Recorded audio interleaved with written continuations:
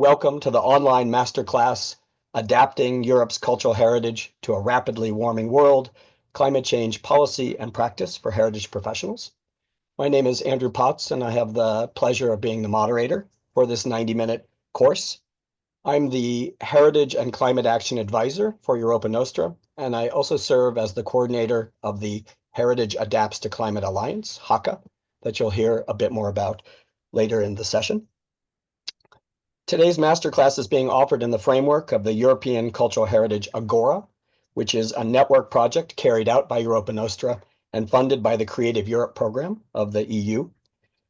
The main objectives of the Agora are to support the cultural heritage ecosystem to thrive, be more resilient, innovative, diverse, and democratic through the emergence of new approaches, to promote a people-centered and participatory approach to the governance of cultural heritage, and to raise awareness of the multiple values of cultural heritage, including for the environment. And I hope you'll agree as the content unfolds today that we're really going to address all of those points, especially, for example, people-centered and participatory approaches to governance, in this case, the governance of the adaptation of cultural heritage. To take this conversation forward, joined by two amazing colleagues, we're really quite lucky to have the expertise that we have with us today. I'm going to introduce them to you now, give you their background, and then you'll meet them properly as we go through the agenda. The first of the colleagues that you'll meet in a moment is Dr. Salma Sabour, who's joining us today from France. Salma holds an interdisciplinary PhD from the University of Southampton, focused on risk, vulnerability, and resilience of coastal natural world heritage sites in the face of sea level rise and climate change. And today, Salma serves as the Director of Science for the Preserving Legacies project, which you'll hear more about in the course. The second colleague joining us is Dr. Cathy Daly. Cathy's research expertise is in climate change and cultural heritage, including assessing vulnerability, monitoring impacts, and adaptation planning. And Cathy's PhD is from the Dublin Institute of Technology, where she undertook climate change vulnerability assessment analyses of both of Ireland's World Heritage sites. And Cathy, not to put too fine a point on it, but I think that PhD project was more than a decade ago, which I flag just to say that there are probably very few people that have been thinking about the adaptation of cultural heritage to climate change as long as you have. Today, Cathy divides her time between being a research consultant for Carrick Conservation in her native Ireland and serving as a senior lecturer in conservation and program leader for the MA in Heritage Conservation at the University of Lincoln in the UK. Cathy was one of the lead authors for the adaptation chapter of the 2019 ECOMOS report, The Future of Our Past, Engaging Cultural Heritage and Climate Action, which remains an influential document, and I recommend to you to read.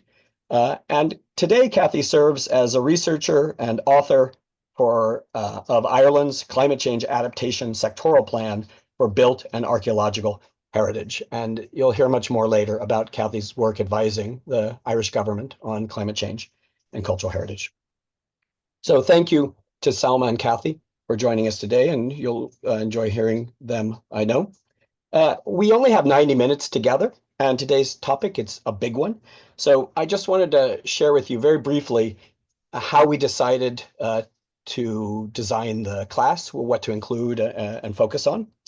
The first thing to say is that we really wanted this conversation to come from the place of climate science, climate planning, and policy.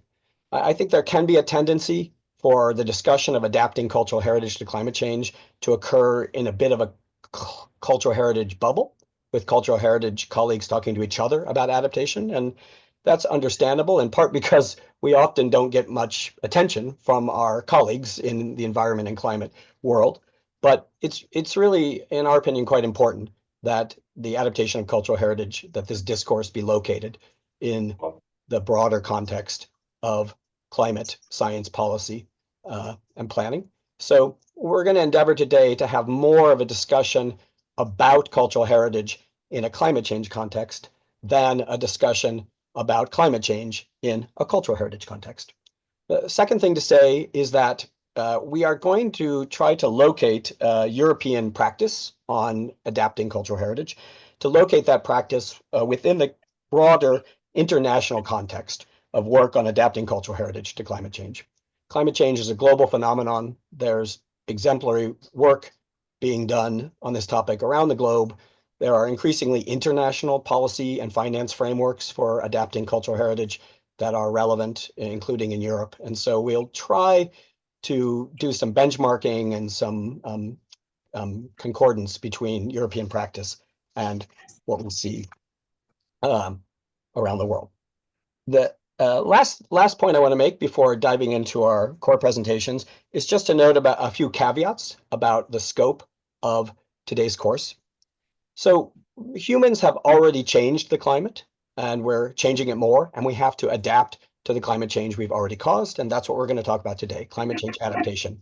But it's important to note that the changes in the climate are anthropogenic, caused by people, and people are still causing those changes by burning fossil fuels and deforestation and other land use change.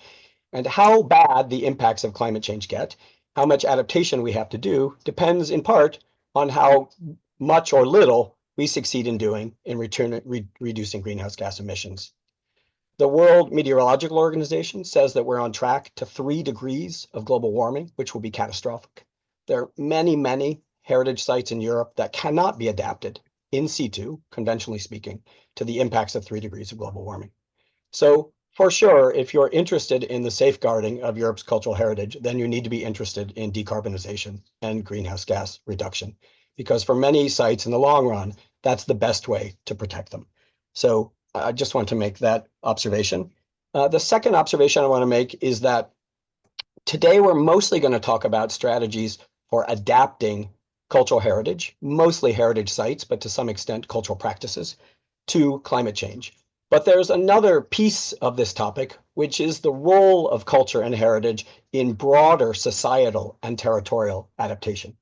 The climate science is clear that culture has an important role to play in the adaptation of territories and populations, especially in helping avoid maladaptation across territories and sectors. And so even as we focus on adaptation of the resources, the assets, the places that we ourselves have to get to care for, please do keep in mind the opportunity and the responsibility each of us have to contribute to broader societal adaptation. And many of the observations we'll make in the next 90 minutes will be relevant in context as well. And the final caveat I want to make is that in this course, we're mostly going to talk about adapting to the physical hazards of global warming. So sea level rise, wildfires. But it's useful to note that there will also be a need to adapt to the green transformation itself.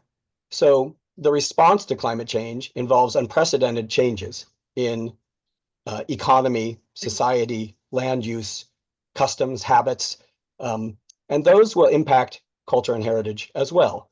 Some in probably unintended ways, as when wind farms affect the values of a cultural landscape, and some in intentional ways, as when wasteful, linear cultural practices that have taken hold in our society in the last 50, 75 years have to be supplanted by circular and regenerative approaches.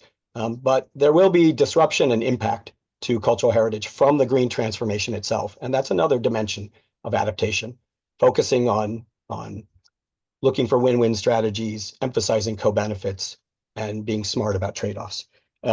So those are 3 caveats I wanted to give about the scope of today's course. And now I want to get into the heart of it. Just to repeat the housekeeping announcements I made at the beginning for those of you that have just joined us. We will have 2 question and answer sessions, one after Salma and I give our first presentations and one at the end. Unfortunately, we're too many colleagues to be able to invite people to intervene from the floor. So we ask you to kindly put your questions into the chat, maybe flag them as a question. And my colleagues, Antigone and Julia, will collect your questions from the chat and feed them to me, and I will share them with the speakers.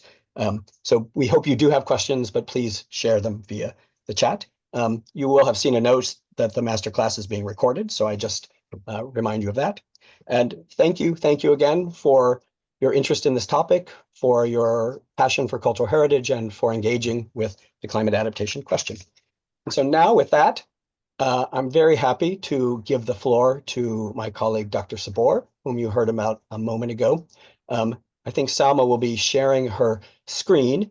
And while she does that, I'll just explain that the first two presentations, first from Salma and then from me and Salma jointly, are meant to introduce you to some of the basics of adaptation, climate adaptation in general, the kind of overarching framework, architecture of how the climate change world views the topic of adaptation, and then to start to link that to cultural heritage. We're going to do it in particular in the context of risk assessment, but these first two presentations are like that for me and Salma, and then we'll do Q&A, as I said, and then for the second half of the class, Cathy and I will turn more to the question of climate adaptation policy and finance, and how it does and does not currently support and value adaptation of cultural heritage, and how we can leverage that for better outcomes in Europe in the future. So with that, please, Salma, the floor is yours. Thank you, Andrew. Thank you, everyone, for this masterclass.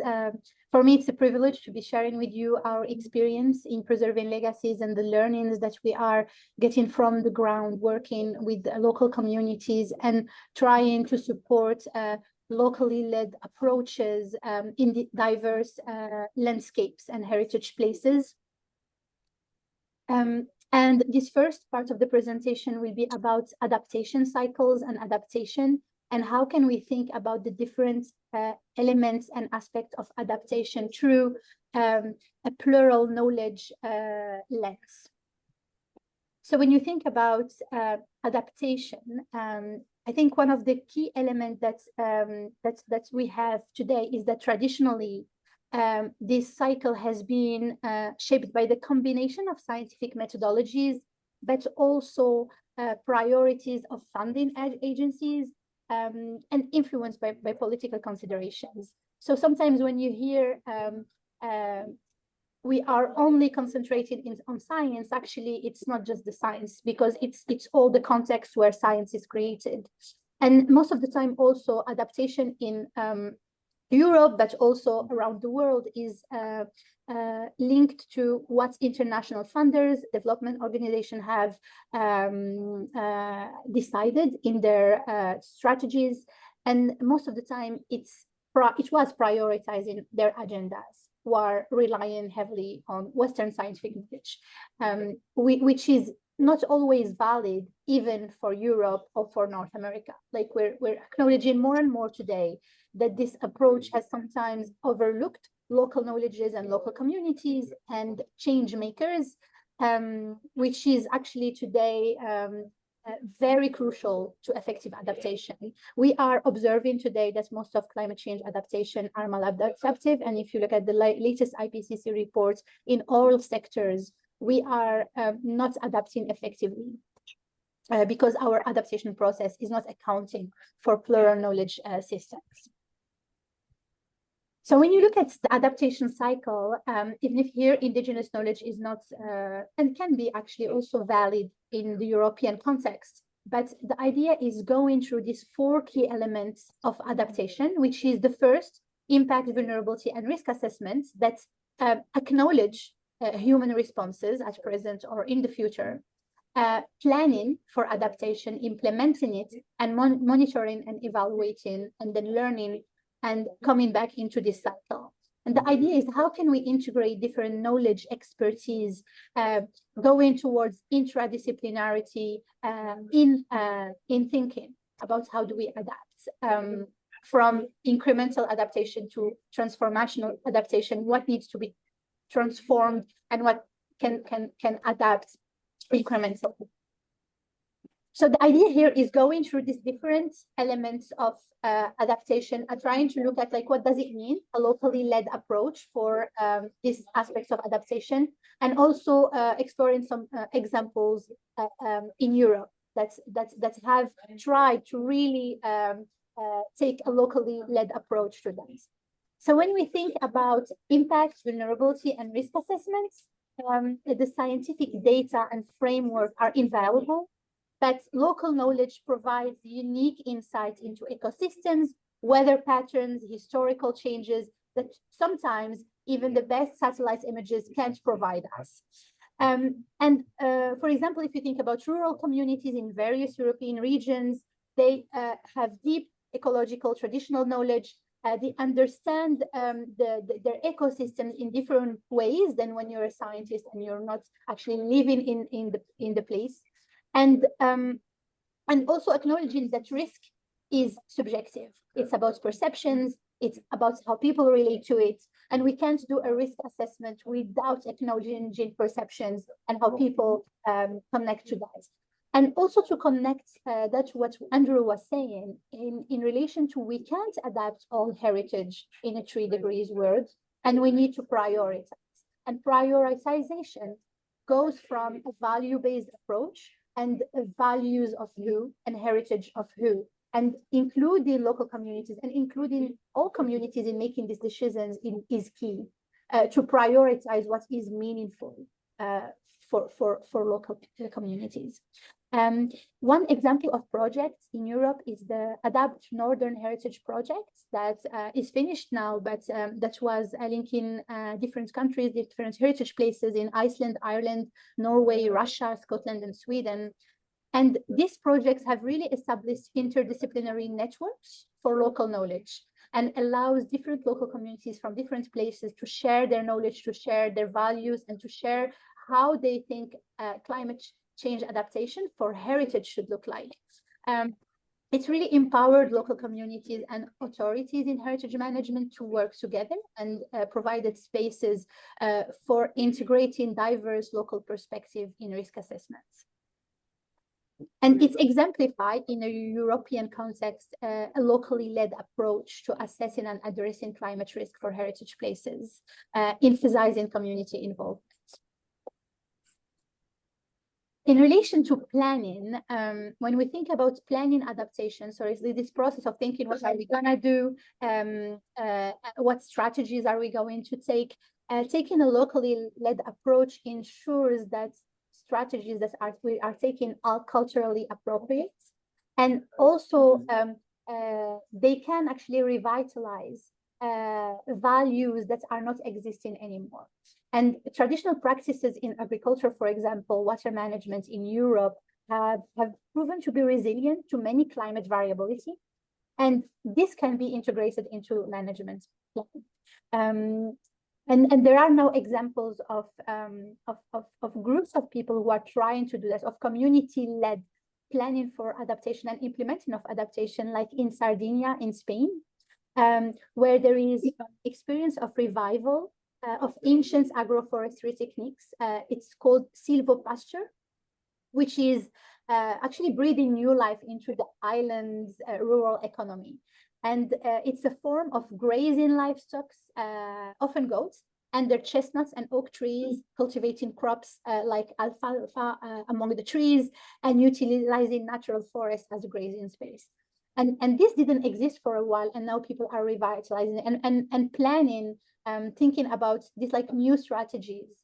I think in how we can we adapt using not only the knowledge and expertise from the heritage perspective, but also from heritage practices, traditional knowledge practices that we have in Europe and that we are not actually connecting with enough in practicing what we are doing in heritage management.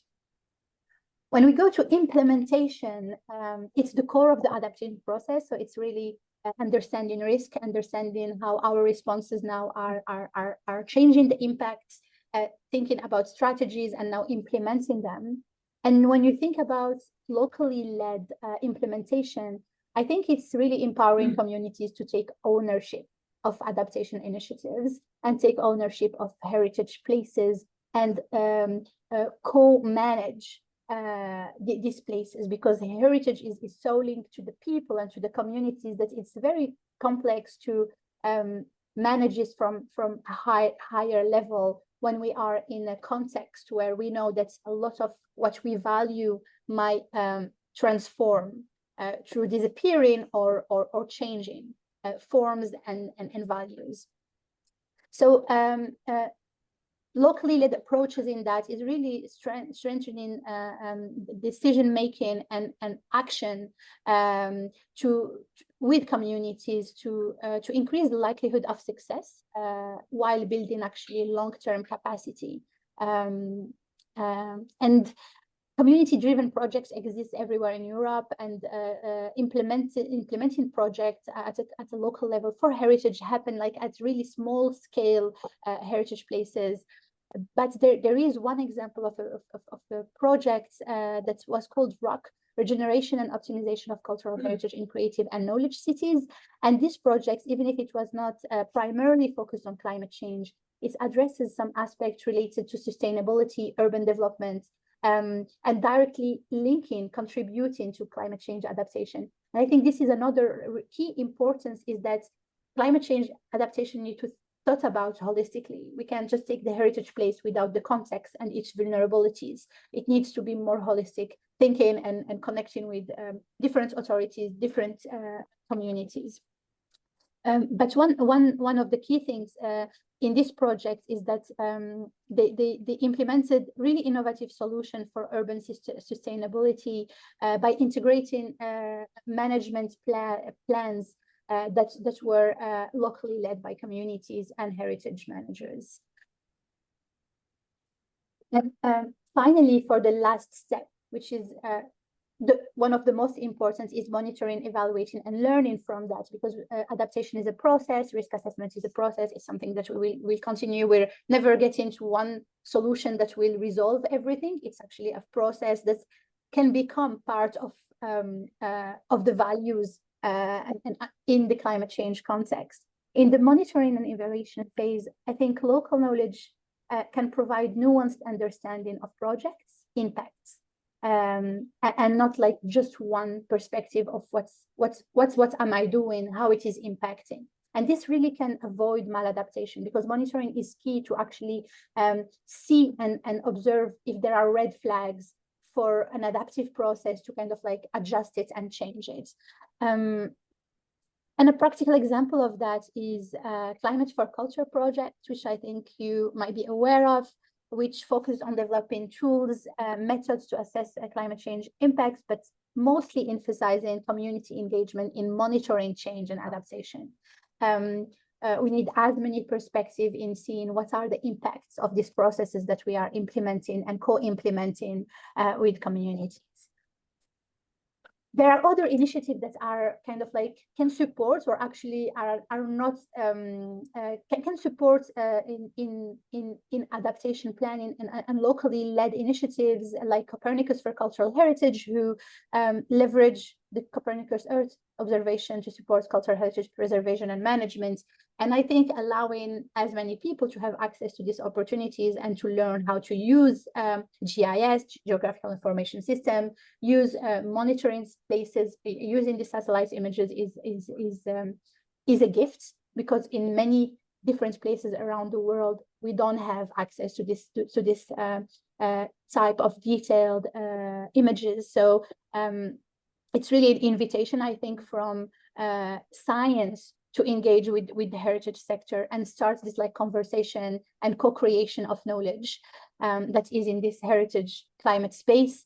And another one, actually, there is the climate risk assessments. That's the latest one that was done in Europe. Unfortunately, there was not much integration of heritage in it. I think the main sectors that were explored were food, ecosystem, health, infrastructure, and economy. However, it provides 36 major risk for Europe, and also allows you to have like understanding of how climate change is affecting different sectors that are intertwined with the heritage sector. We can't talk about heritage without infrastructure, without health, food, and especially when we're thinking about a locally led approach. And I think also like questioning why heritage is not a sector in this assessment, and how we can work on that. The next assessment includes heritage as a sector, similarly to what's happening now at the UN, where heritage now has his own space as a sector. And just to finalize, in the Preserving Legacies project, we're working with the Champagne region. Unfortunately, custodians from this place, Amandine Crépin and Séverine Couvard, they were not able to join, and they apologize. But they shared with us some images and also their perspective on climate change adaptation for this World Heritage place.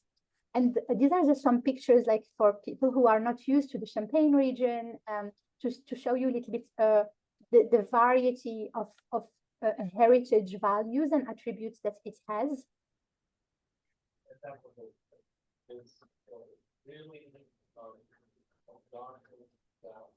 And when talking about climate hazard, the main climate hazard that they're facing is more pronounced extremes: spring frost, hail, drought, water stress, and diseases and pests. So these are like the main things they are dealing with every day, which has some impact on the wines.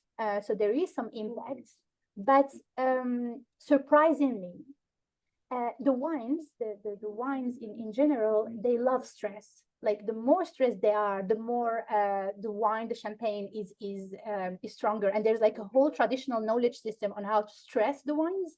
So their observation was that actually the wines are having more efficient metabolism because they're like fighting and like stressed more. There is an evolving parasite profile and significant physiological stresses that are creating interesting vintages. However, like overall, climate change today has been positive for champagne, but they're thinking about the future, and they think that future impacts might be actually disastrous because there is time where wines can't deal with the stress, and lots of the issues that can be like reduced grape yields, damaged wine buds, etc. And in their adaptation plan, they have 4 main levers, and they try to link these main levers to innovation through tradition, because the whole champagne making is traditional. It has been evolving, but it's really connected to the first women who have been like developing this practice.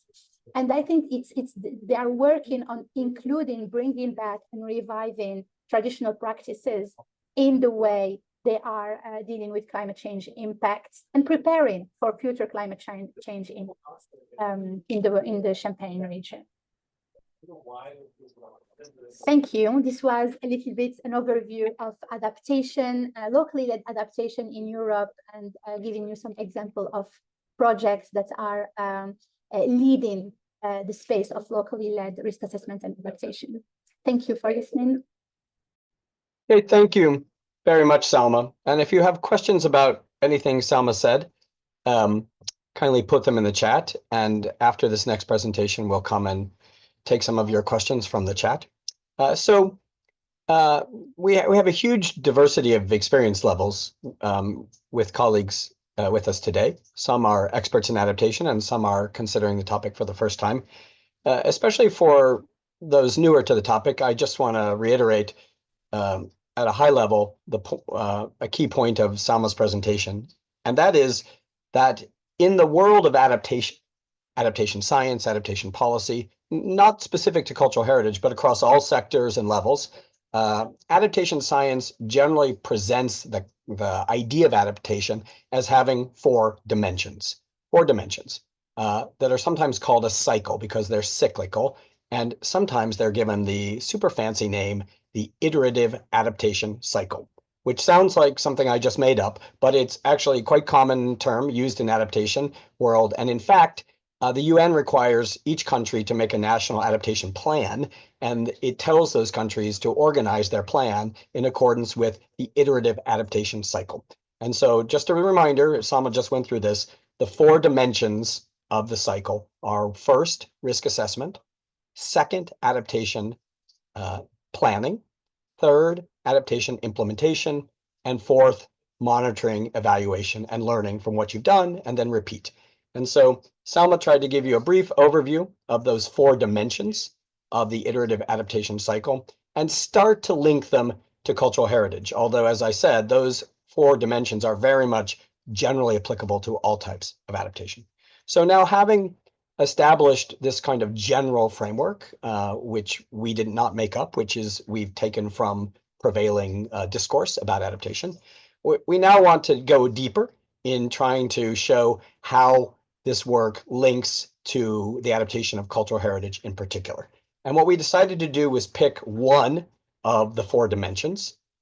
We decided to pick the first one, which is risk assessment, and to talk about some best practices and trends and approaches to doing risk assessment for cultural heritage. So just to reiterate, risk assessment, it's the first of this 4-dimension cycle. After risk assessment, you move to adaptation planning, then based on your planning, adaptation implementation, and then monitoring, assessment, and learning, sometimes called MEL. We're going to talk about the first of those 4, but I think the principles and ideas that we will give you in the risk assessment context will also be applicable to then taking forward the other dimensions of the cycle to adaptation, planning, and then implementation for cultural heritage. So Salma, please, next slide. To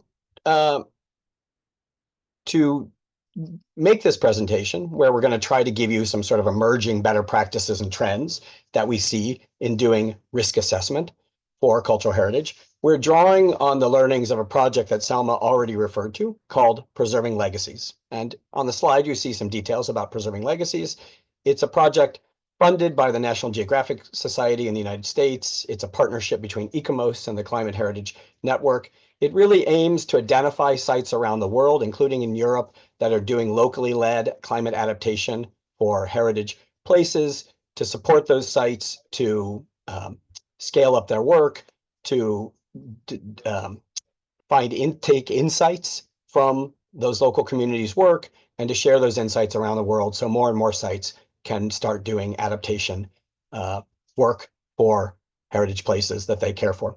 And the reason why we chose the learnings from the Preserving Legacies project is because this project doesn't really start with a prescribed methodology. It's not about teaching places a certain methodology or framework. Rather, it really tried to go into communities around the world, including in Europe, that are already doing adaptation for cultural heritage, discover the approaches they're taking, and then share those around. And so it's not prescriptive, and it thus makes it, its learning base makes it sort of a good source of ideas for what are trends and better practices. Having said all that, the colleagues at Preserving Legacies have extrapolated some lessons or some trends they see across the world in adaptation for cultural heritage into a framework, and that's what we're going to present now. Some of these high-level trends, lessons from locally led adaptation work for cultural heritage around the world that have been observed through this Preserving Legacies project. Next slide. Salma. So here in this map, you can see the different projects we've been working with in the different years. The process is that in the first year, the sites go through a climate literacy course. The custodians of each of the heritage places go through climate literacy course. In their second year, they go through a risk literacy training where they create their own locally led climate risk assessment and start thinking about adaptation action that they implement in their third year. And here you can see a map of the different sites that we are working with this year. Our observer sites include Champagne Hillside House and Cellars in France, Rideau Canal in Canada, and Rock of Cashel in Ireland. I'm sharing like the global north sites that we are working with. Last year, we're still working with Tijuana Estuary in the US and Mexico border, and Skellig Michael in Ireland. And the idea here is really to share knowledge and experiences between all the custodians of these different sites and different cultures and different places to support knowledge sharing and experiences. And now I will stop sharing my presentation and I let Poppy share with us a video that will explain a little bit more about the project.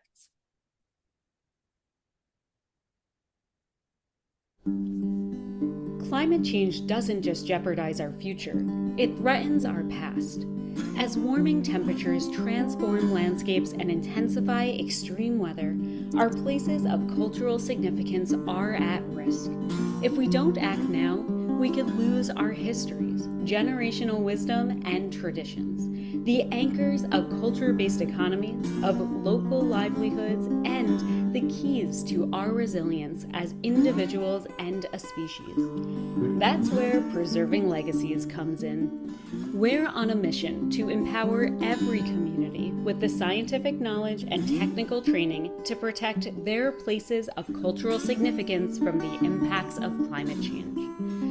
Each year, Preserving Legacies selects a cohort of climate-impacted places from around the world to participate in our 3-phase program. In the first phase, custodians from each community, individuals that care for heritage places, complete 1 year of comprehensive climate training. Through online learning modules, discussion sessions, and in-person workshops, custodians strengthen their climate knowledge, capacity, and professional connections. In Phase 2, custodians apply that training to lead a climate risk assessment for their community. Risk assessments help communities map what they value most about their heritage, visualize current and projected climate hazards they might face, and evaluate which of their community's heritage values are most at risk to those climate hazards. In Phase 3, custodians use their risk assessment as a guide to design, implement, and test climate adaptation solutions. These climate solutions strengthen community resilience, break ground on adaptation efforts to protect sites, and mainstream culture and heritage into regional, national, and international climate policy. From the Ifugao rice terraces to the famous facades of Petra, Preserving Legacies is creating lasting impact for heritage protection and community well-being on every continent. Together, we are building a future for our past. Will you join us?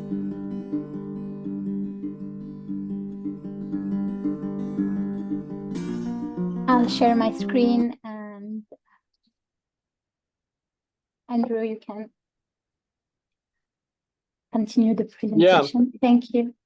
Thank you. So, as I said, the folks at Preserving Legacies have sifted through the approaches and practices they have found in the sites around the world they have been involved with, and have extrapolated from that a couple points. We've condensed them to 5 points here that are sort of better practices, trends, features of adaptation efforts for cultural heritage that we see around the world. And we wanted to share those 5 with you to give you a flavor of what this kind of adaptation looks like. And here's a summary of the 5 that there are. We'll go through each of them. So next slide, please. And I asked Salma to take the first one, which is, and we've talked about this already, but that is that adaptation work is locally led and facilitated. Salma? Thanks, Andrew. I think when we're thinking about locally led, it really changes from one place to another. But in this space, it's really important to do stakeholders, right holders mapping, and acknowledge who are all the people, communities, experts that are actually interacting with the heritage place, that value the heritage place in different ways that we could imagine. And integrating them in the process of risk assessment, adaptation planning and implementation, and monitoring, not only from a consultation point of view, but giving them more agency. And I think this is like the key element is really co-creating these spaces and these different ways of seeing things, and acknowledging that to do locally led, we need to be more creative in the approaches we are engaging communities with, and also opening our mind to different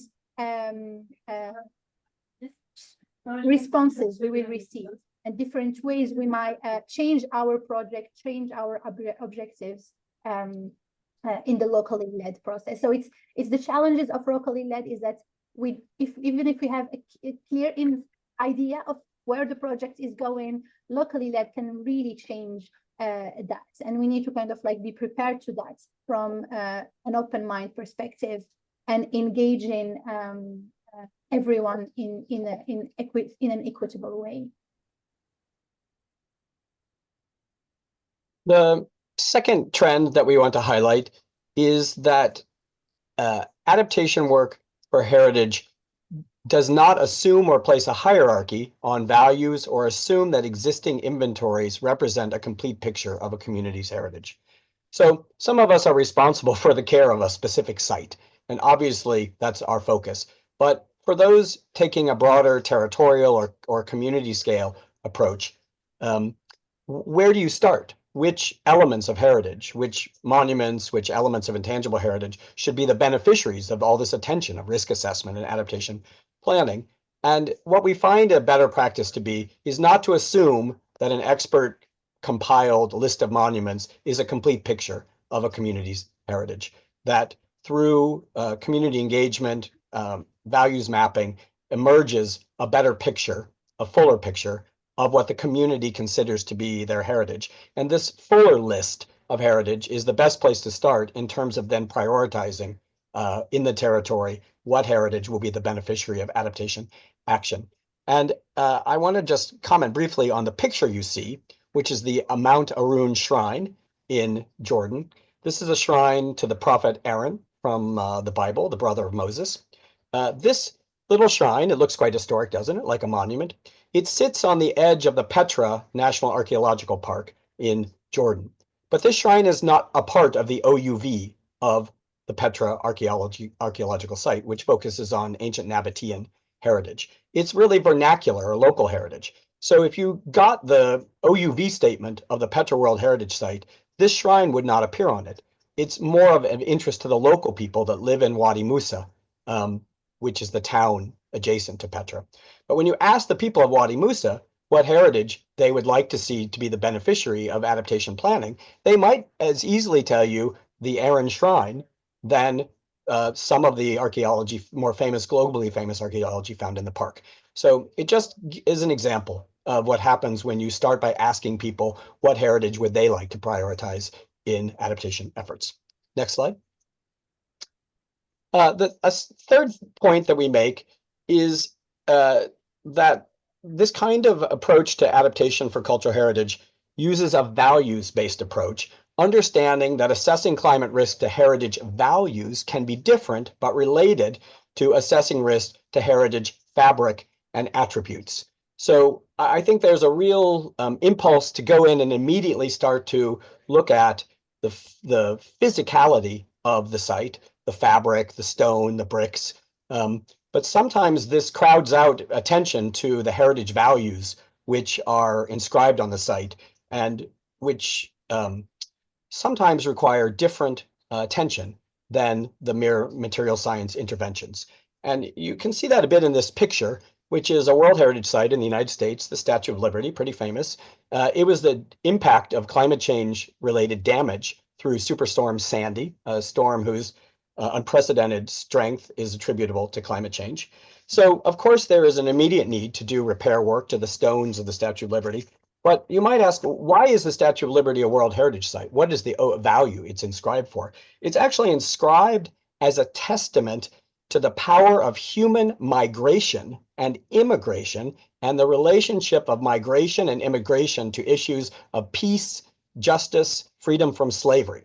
And so it's sort of a bit of a different question. How are climate hazards impacting the values of the site as distinguished from the fabric of the site, although closely related?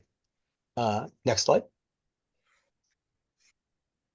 The next point to make is that the kind of adaptation approaches we're describing tend to take a broader spatial approach. And what do I mean by that?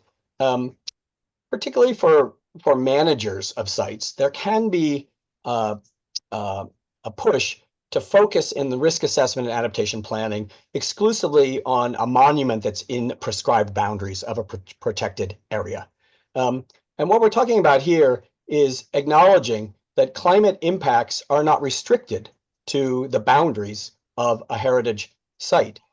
Even if you only focus on the impacts of climate change within the boundaries, those impacts have knock-on effects for the broader community. So if you take seriously the idea that heritage is a source of pride, memory, identity, social cohesion, livelihoods for the broader community, then if the monument is being literally eroded, what impact is that having on these broader qualities for the community? Does that mean the social cohesion, the memory, the economic opportunity of the community is being eroded? So another point we focus on is that risk assessment and adaptation implementation for heritage should consider the broader effects of impacts on heritage, effects on the broader community.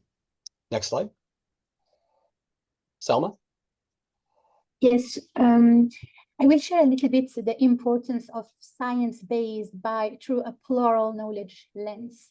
In the Preserving Legacies project, what we tried this year is developing a tool for custodians to access climate data, downscale climate data themselves. So the idea was that doing some training on GIS, allowing data to be accessible with a good resolution, a 1 square kilometer resolution, and allowing the engagement of climate data for heritage management, not only through interaction with the climate scientists, but themselves taking ownership of the data and what it means for them. And this can happen in different ways, through engaging with climate scientists, but not on an expert or a consultancy work, but more as a co-creation work. So having discussions that go beyond just I need this data, but going through like exploring with the climate scientists about what this data means for specific hazards we are dealing with, how can we project this future data and link it to local observations of climate change and local understanding of what climate change impacts and how climate change impacts values.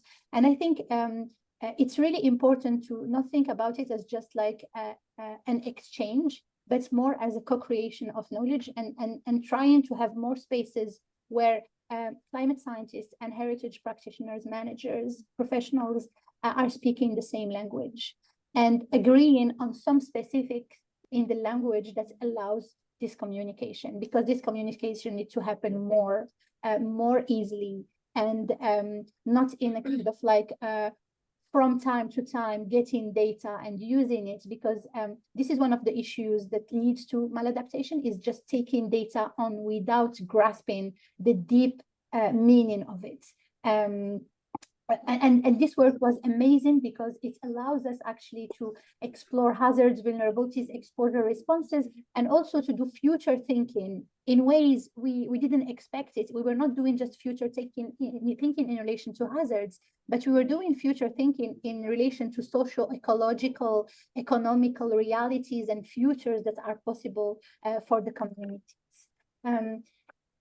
And this was also very interesting in working with communities where even languages were not used anymore, and discussions about futures and climate scenarios was through drawing or games and things like that. And I think this is one of the spaces where creativity is needed, and arts and creative industries are needed to facilitate the conversation with patients. Oh, thank you, Salma. Although just to, as the slide says, better practice also is to do downscaled climate models at different RCP scenarios. So really talking about marrying downscaled climate models with local knowledge. Exactly. And climate science alone is not enough, actually, to represent possible potential futures. And now our last slide, I think, Salma? Did we have another video? No, not here. Okay, perfect. So last slide, Andrew, do you want to? Sure. So every year Preserving Legacies adds a cohort of a dozen or so sites around the world to its network. These are the networks that we monitor and we use to generate insights and innovations that then get shared to thousands of sites around the world. These sites go on the 3-year journey that was described in the video and get some, maybe about $100,000 along the way to support their engagement. We're currently taking applications for the 2025 cohort of sites. As you saw on the map, we could actually use an additional site or two from across Europe.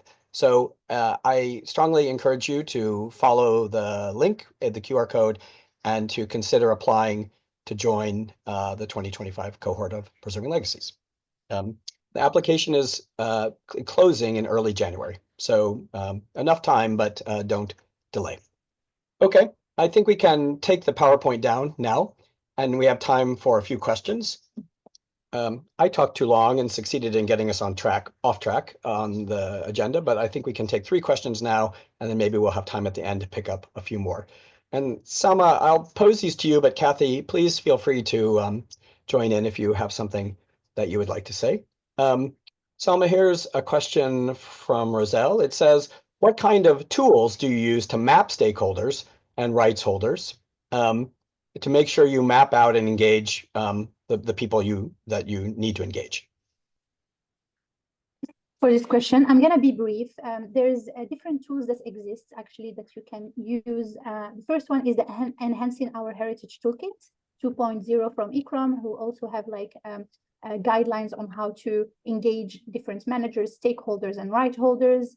There are different, we can share with you some tools we are using in Preserving Legacies that help us understand the different power dynamics between the different right holders, stakeholders, and managers of sites. And I think using also tools that are not used in the heritage sector, but in other sectors is also a good idea. But I'm happy to follow up with some examples and a couple of presentation links to this question. Okay, great, thank you. Here's a question from Matthias, and he says, that the presentation, and Cathy, you may have a view on this too.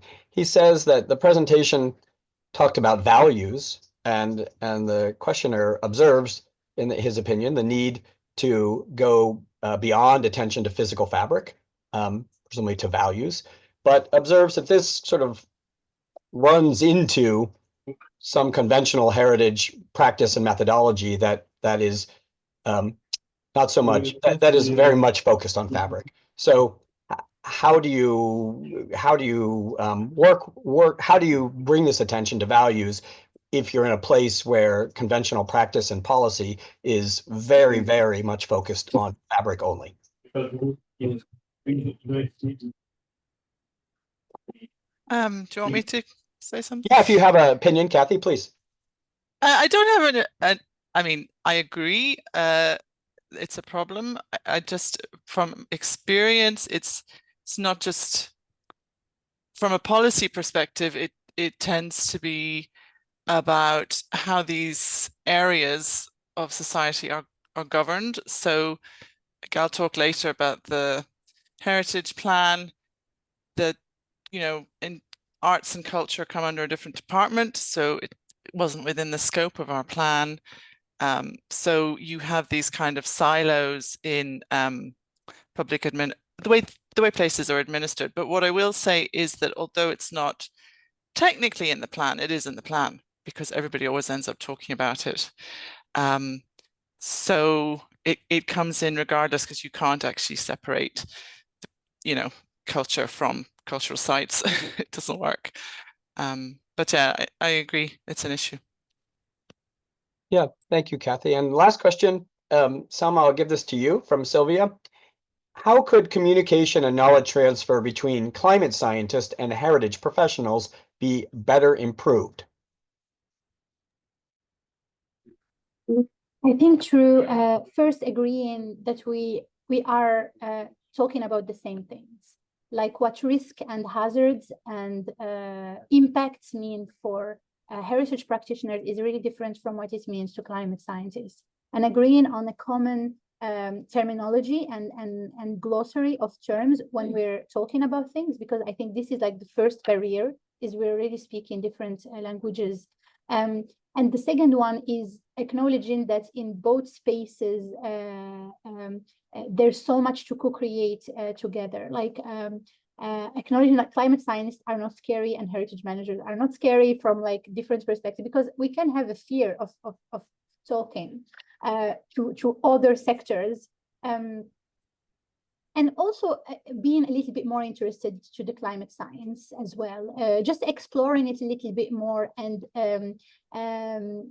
climate scientists also need to work on democratizing access to climate data a little bit more. And we're kind of like working on this space to make climate data a little bit less scary, less kind of like untouchable, and only a climate scientist can speak about climate data and future scenarios. I think heritage managers can speak much better about climate science in the heritage perspective, and when talking about values and what it means for communities, for heritage attributes, than climate scientists. I think really working together and creating spaces for dialogue, because I think both sectors can learn so much from each other.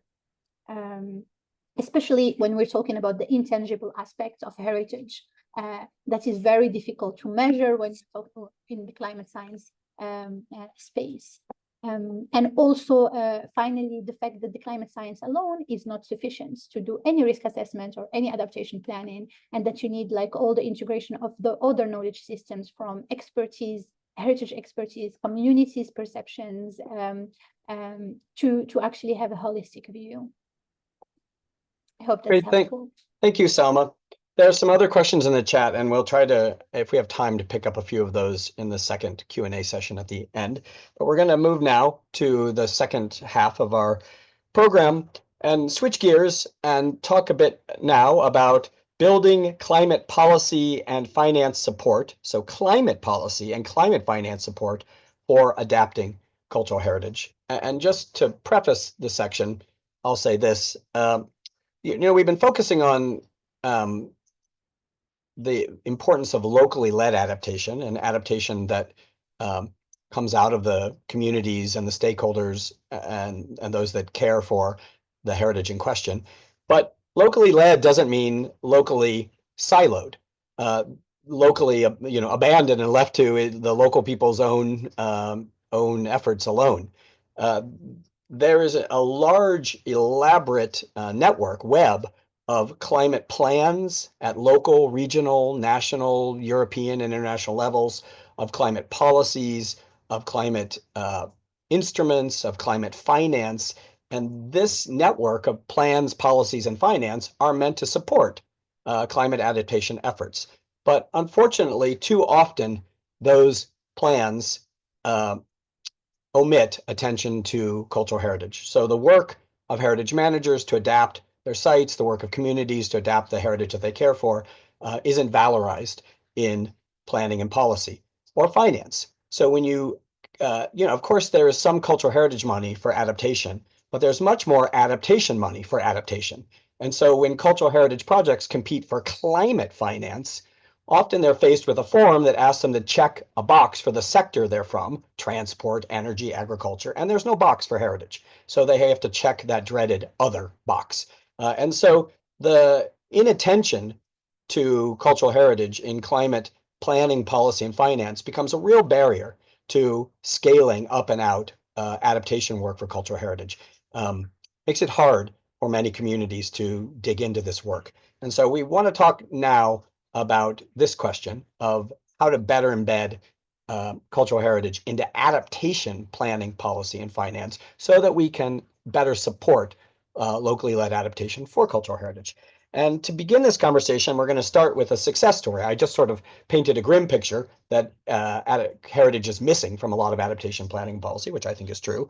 But there are also bright spots, and one of those is in Ireland. And I think it's fair to say that among the member states of the European Union, Ireland may have the most advanced policy planning for cultural heritage in their adaptation context. Their national adaptation framework has a sectoral plan for cultural heritage.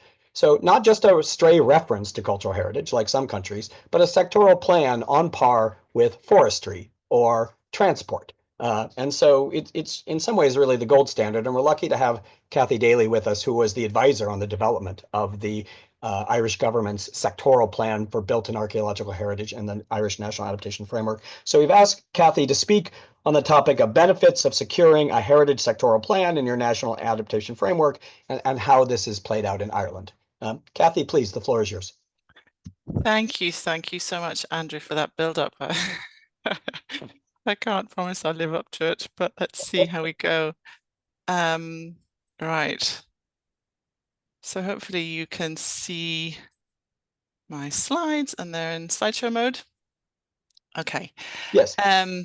Great. So as Andrew said, I'm going to talk to you about sectoral adaptation from the Irish perspective. So I'm going to talk to you a little bit about how we developed Ireland's sectoral adaptation plan, some of the implementation, and future directions. So just to locate you, that's me, the little smiley face down in the southeast of Ireland. It's called the sunny southeast. It's not very sunny today, but yeah, northwestern corner of Europe, hanging on into the EU despite our neighbours' exit. So in terms of heritage and climate action, I mean, Andrew already mentioned this. There's two sides to that coin. We're focusing on adaptation today, which is about understanding your risks and adapting to those impacts, responding to them. But mitigation is the other side of the coin. And you can't really and shouldn't try to separate them too much, although it tends to be the way it's done in policy. But mitigation obviously is about addressing the root cause of climate change. So meeting our Paris Agreement targets, transitioning and transforming to a low carbon, fossil fuel free future. The story for Ireland's climate change adaptation plan really started in 2016 with the Climate Action and Low Carbon Development Act, which called for a national adaptation framework. And as Andrew mentioned, that national adaptation framework was to be made up of a number of sectoral adaptation plans. So there was the usual suspects, transport, health, agriculture, and also named was built and archaeological heritage. So it was unusual to have a sectoral plan for heritage, but it was a great thing. And I worked with colleagues on researching and developing that plan, which came into force in 2019. So we're 5 years down the line of implementation, and actually a new plan is to be developed next year. So we're in the process of sort of revising things. So the plan then was written according to a 6-step process, which was outlined by the Department of Climate Action. And all the plans were to be written using the same process. The idea being that all the sectoral plans come together to form the national framework, and they should all talk to each other. So it's also this idea of not being siloed. So you set the scope, you do your climate impact screening, which is about understanding the risks to your sector. Then you set priorities, because you can't possibly look at every single risk. So we did that with stakeholders. What are the key priority impacts for our sector? Then we went into those in more depth, trying to understand the routes to impact, case studies where the impact was already happening, adaptation measures already being taken, how successful they were, how costly they were. And then you develop the plan, because now you know where the gaps and needs are within the sector. So you develop a plan with goals, objectives, and action. And then the last and most important and longest step is the implementation, where you implement, you evaluate, and you review. And as Andrew said, it's an iterative process, so you learn as you go. So the plan has 5 goals, 16 objectives, and a lot of actions with indicators and outputs. You can find it online if you want to know more. Goal 1 is about improving understanding of the heritage resource and its vulnerability to climate change impacts. So that's that kind of baseline risk assessment.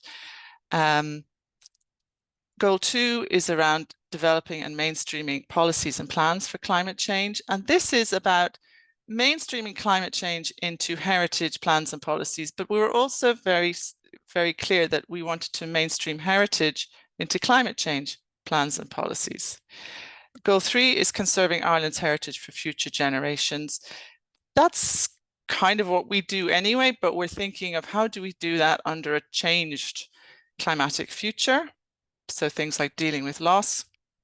And also, how do we do that given the need to mitigate greenhouse gases?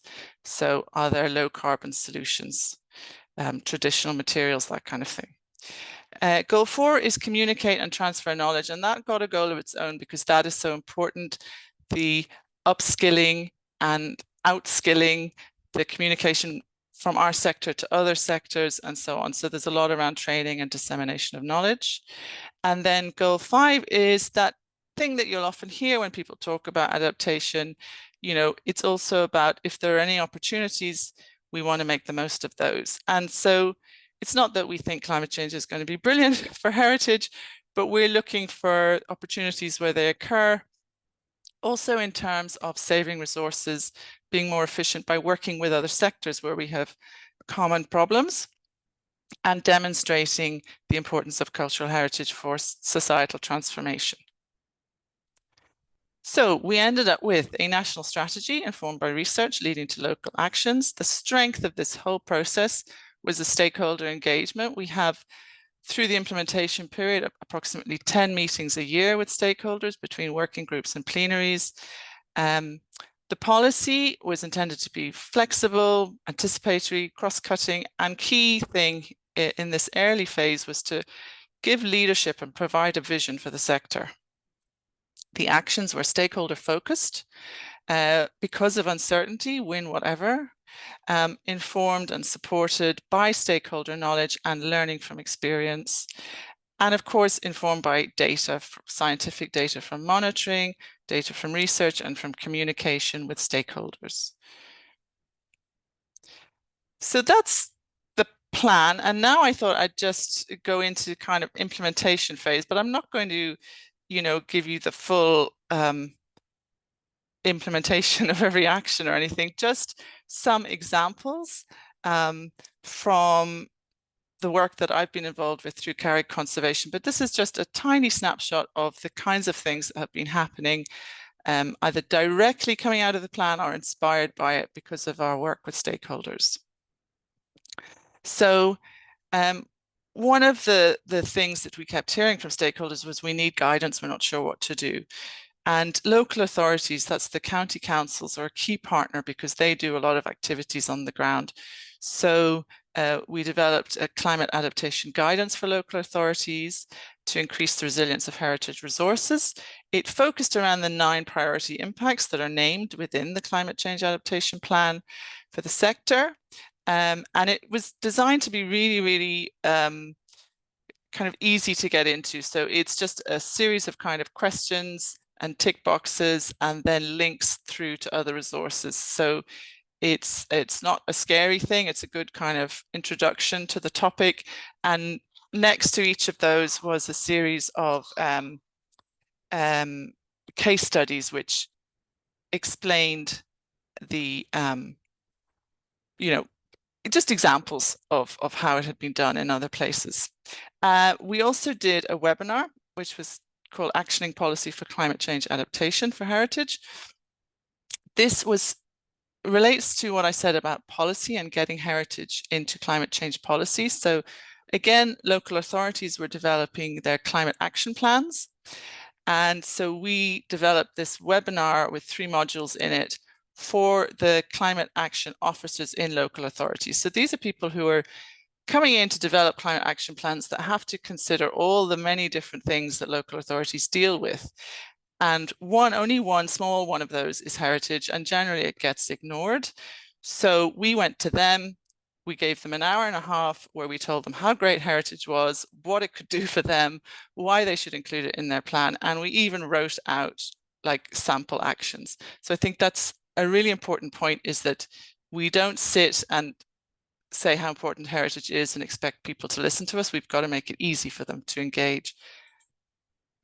Another thing that we did in Carrick was a communication and engagement report where we did a survey of public visitors to heritage places and also of professionals working in heritage to find out about, you know, is there communication around climate change going on at heritage places? And what we found from the public was that only 14% of visitors said they had learned something about climate change from their visit to a heritage place. but 72% said that they would like to learn more about climate change and cultural heritage. So there's a big gap there. It's also a big opportunity. And this again refers to that last goal, well, about communication and knowledge sharing, but also that last goal about co-benefits, where we can actually use heritage places to tell climate stories and educate the public and get them more engaged. And what they wanted to know about, they wanted to know about adaptation efforts, about how we can learn from the past, and about the impacts of climate change for heritage. Those were the three key issues they were most interested in. Another thing we did was a research review, and the aim of this was to draft research recommendations for the next period. And it focused in on climate change and cultural heritage in the Irish context specifically, although a lot of what we found is stuff that you will see repeated in other research reviews that have been done in other parts of Europe and beyond. And so those, you know, we found the kind of strengths and weaknesses within the research that was being done and pointed to some potential recommendations for the future. A kind of a more practical project was this climate change risk and adaptation assessment for 6 local authority graveyards in County Kerry. This was funded under the Community Monuments Fund, so it's a fund where the government is able to channel small amounts of money to each local authority for work on sites, and increasingly it's being used for climate change resilience funding. For this one, we did a climate risk assessment for 6 different coastal graveyards to the impacts of climate change. And we also came up with some potential adaptation responses for the local authority to consider. It was a small grant-funded project. There wasn't a lot of time, there wasn't a lot of money, so we weren't able to do a lot of community engagement, but we did do a survey of the local community, asking them, why they cared about these graveyards, were they concerned about climate change, and what kind of adaptation actions they would be prepared to support. The thing that came through that, which struck me most, I think, was the realization of how deeply people care about some of these sites and how much they will be hurt by the loss of them. And, we are going to lose a lot of sites, particularly around the coast, due to climate change. How many we lose depends on how well we, reduce greenhouse gases. But dealing with loss and helping communities to navigate that is also part of our role as heritage specialists. So that kind of inspired us then to try to go further with this side of the project through a JPI Belmont funded research project. So we're part of a consortium now on a project called Sea Change, which is led by the University of Utrecht. And we are looking at this community dimension going back to these case studies and interacting with the community to talk about loss and managing and mediating loss. So future directions then, as I said, the plan has come to the end of its 5-year life cycle, and it will be reviewed and rewritten next year, and then we'll enter a new implementation cycle. So it's a time for reflection. Through the implementation phase, there's been a lot of consultation, as I mentioned, with stakeholders, and that has flagged up some gaps in the current plan. And in a way that speaks also to Matthias's question, because when this plan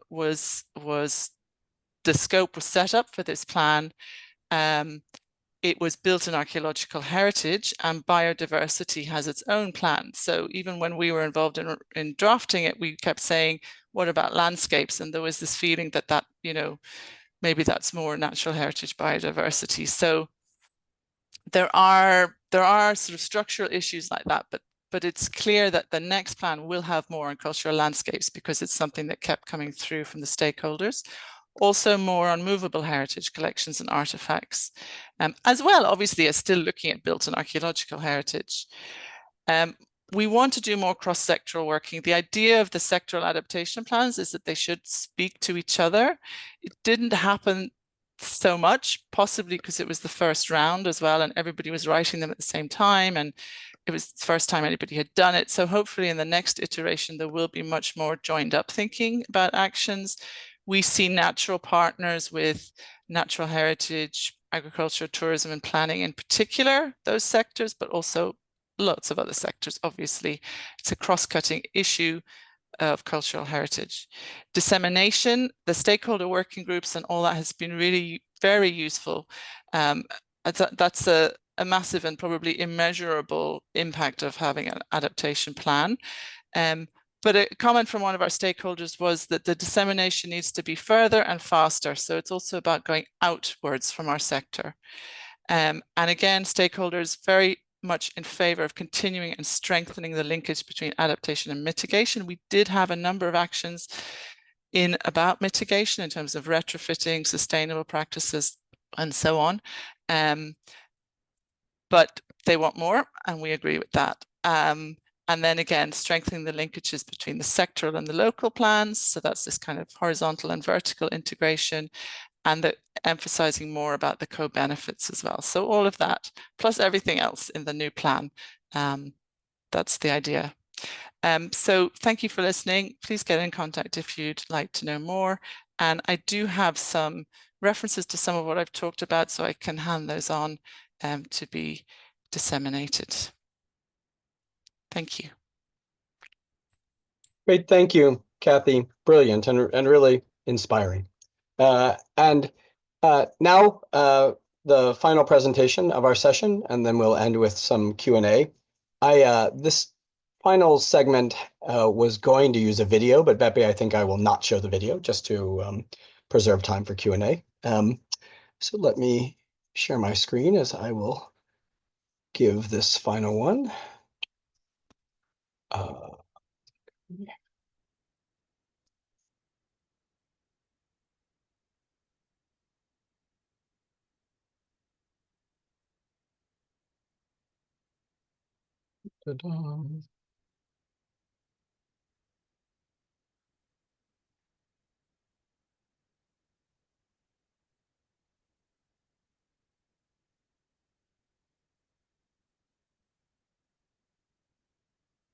Okay, do you see my screen? All right, great. So I already mentioned that I think it's crucial that cultural heritage be taken on board in climate planning and policy so that we can start to flow more support, more finance to locally led efforts. Work at the local level and the national level will help, of course, both in the relevant jurisdictions, but also to inspire jurisdictions across Europe. But we also have the question of EU level and international level climate policy, where we also have had the problem of culture and heritage being absent. So I want to finish with just a little discussion of what's happening at the international climate policy level and the EU level. Of course, the primary instrument for adaptation planning at EU level is the EU strategy on adaptation, which dates to 2021. And if you have a look at that, it has only one reference to cultural heritage in the entire document. And that's in the preamble, the sort of fluffy part, where it does observe that climate change threatens cultural heritage, but then there's no reference to cultural heritage in any of the action sections that follow. This caused Climate Adapt, which is the EU's climate adaptation platform, to conclude that EU member states do not have proper policies and action plans in place to mitigate climate change on cultural heritage, nor does the EU. And in making that conclusion, Climate Adapt drew in part on the Open Method of Coordination report that came out of the European Commission called Strengthening Cultural Heritage Resilience for Climate Change, which made similar conclusions, and I recommend that report to you. So there is a gap for heritage at EU level. How do we fill that gap? Well, obviously, taking inspiration from places like Ireland will help at EU level, but there's also international level. And there was an incredibly important development last year that I want to flag for you. And that is the COP28, the 2023 UN Climate Conference, adopted a new instrument called the UAE Framework for Global Climate Resilience. And this is a framework that of the United Nations Climate Agency that is meant to guide all national governments in their work on climate change adaptation. It flows out of the Global Goal on Adaptation, which is a section of the 2015 Paris Agreement, and sometimes people call this the Global Goal on Adaptation Framework. Why is this document so exciting? The framework includes 7 thematic targets, so it tells national governments to increase action and ambition in the adaptation of 7 thematics. Some are ones you would expect: water, food and agriculture, increase adaptation work on biodiversity, on infrastructure. But the 7th one is cultural heritage, which is really an unprecedented breakthrough for cultural heritage mainstreaming into international climate policy, to be included as one of 7 thematic targets that national governments are invited to increase their action and ambition on adapting cultural heritage.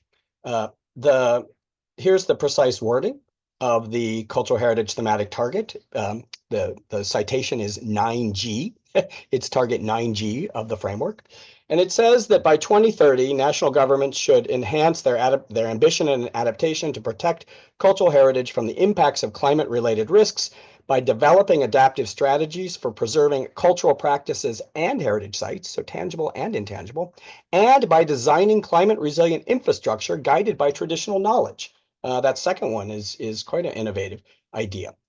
So, last thing to know is that in addition to adopting this framework, the UN Climate Agency also developed a work program known as the UAE BLEM Work Program on Indicators.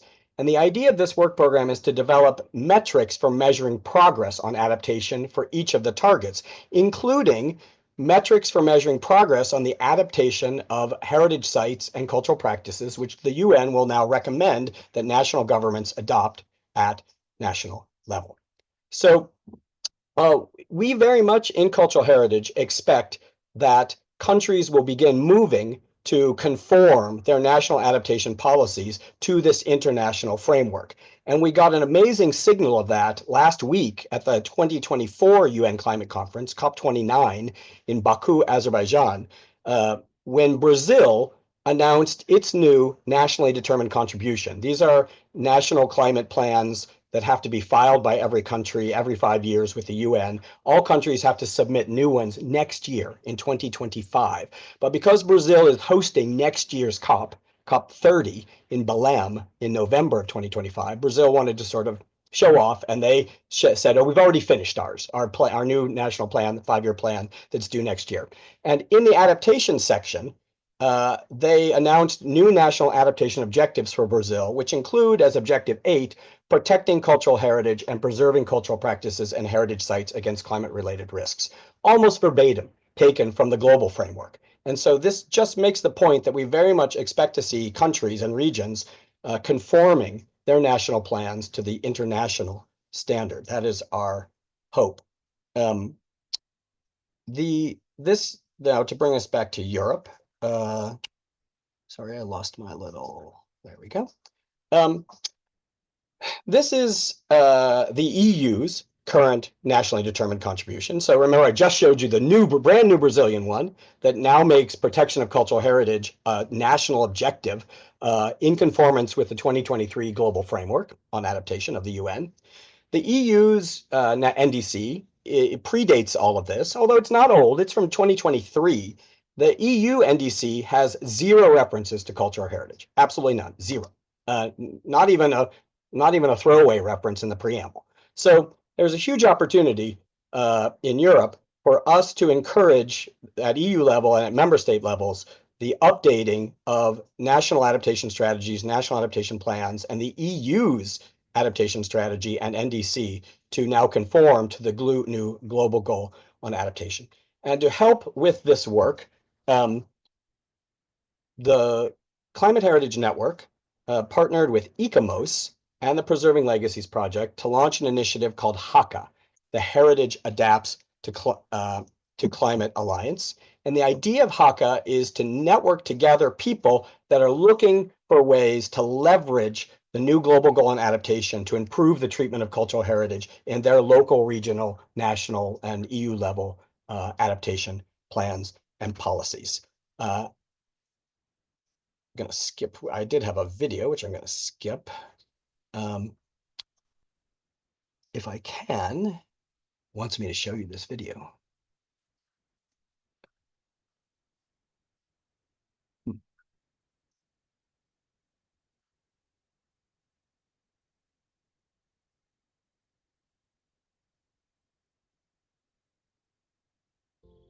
Our natural and cultural. Well, let me stop sharing because I can't get it to not show you the video, which I don't want to do in the interest of time.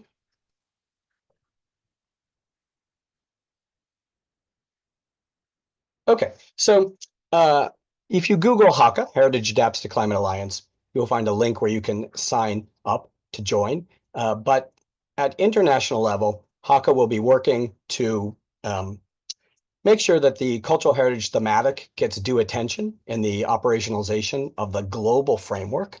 And this already is proving a bit of a challenge. At Baku at COP29, we saw an effort by some global north countries, and I could suggest the EU was in this group, to be very narrow in the development of new adaptation indicators and policy beyond areas where data is already being collected. They don't want to be asked to collect new data and adopt new indicators, which really privileges sectors that have already been the subject of adaptation attention and reduces the impact of the innovative inclusion of new sectors like heritage.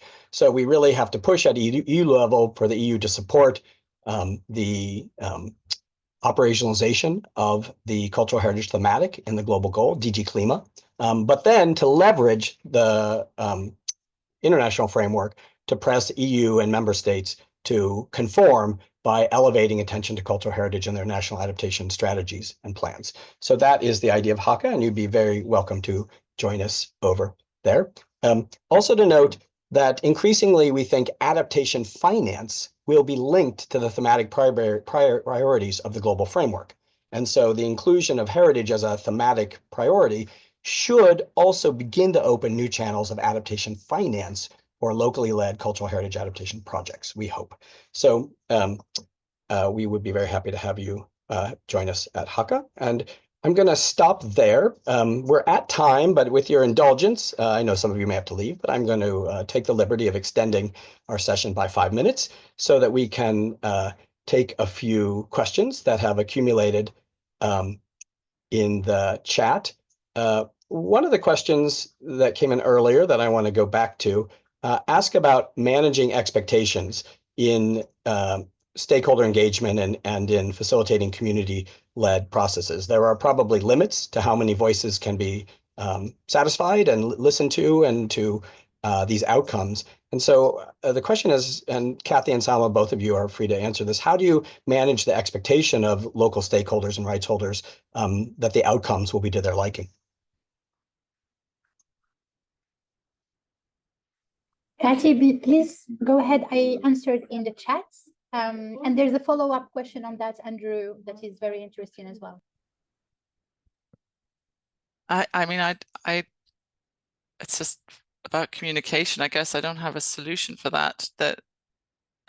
This is one of the issues with the project that we're doing now, the research project, because the reality is there will be sites that will be lost, and we can't adapt our way out of everything, and that's going to be a difficult conversation. And to be honest, what I see at the moment is many decision makers just avoiding the issue rather than tackling it, and I think it's something that we do need to address more. But yeah, I don't have an answer. Engagement. Yeah, thank you. And Salma, thank you for putting some response also in the chat. Another question comes from Fran, and it's again centered around this idea of listening to local people in terms of what elements of heritage they want to see prioritized and how they want to see adaptation taking forward. The science tells us that local buy-in, listening to local people produces the most durable adaptation results, but it can be very hard for heritage professionals to sort of relinquish the amount of authority over these processes that this might require. And so I think the question more has to do with the kind of methodologies and mindsets of heritage colleagues, heritage professionals. How do they move away from a more top-down approach and get into the spirit of facilitating local decision making? Cathy, Salma, do you have any thoughts about this kind of cultivating this mindset and in the professional practice of heritage management? I heard, sorry, Salma, go ahead. Just I listened to an archaeologist who said it's not what we do, but how we do it that matters. So I think maybe there's something there. We can't solve all the problems, but I think we can at least listen to people and yeah, meet them halfway.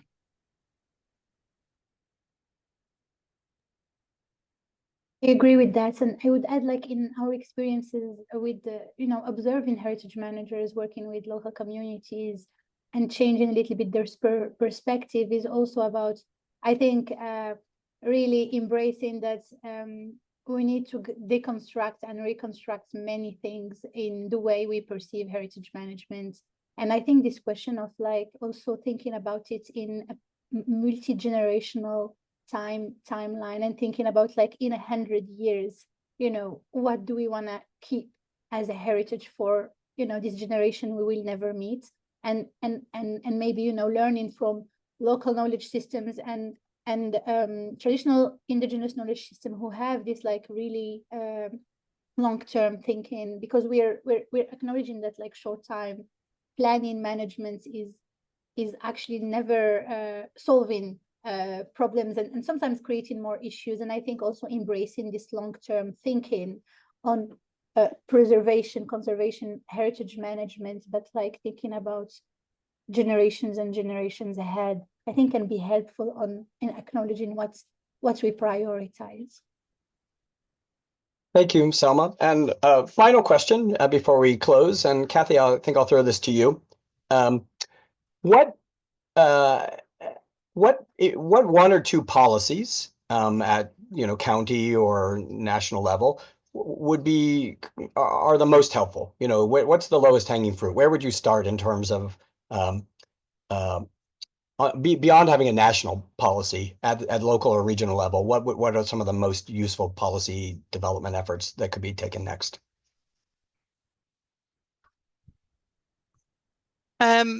One of the things that we've been trying to do is get more integration of cultural heritage into the disaster response, which happens, there's a sort of a framework from national down through regional to local level. And we think that's going to become increasingly important, because a lot of damage happens to heritage, not just at the time of a climate impact, but also in the cleanup and what happens afterwards. So I think that would be, those structures exist already. So it's about making sure that heritage is considered in there. And capacity building, training, the whole engagement side. And I think everybody engaged in heritage can do that. Just, telling those stories and raising awareness is so important, so that heritage is considered when decisions are made around adaptation, and we try to avoid maladaptation.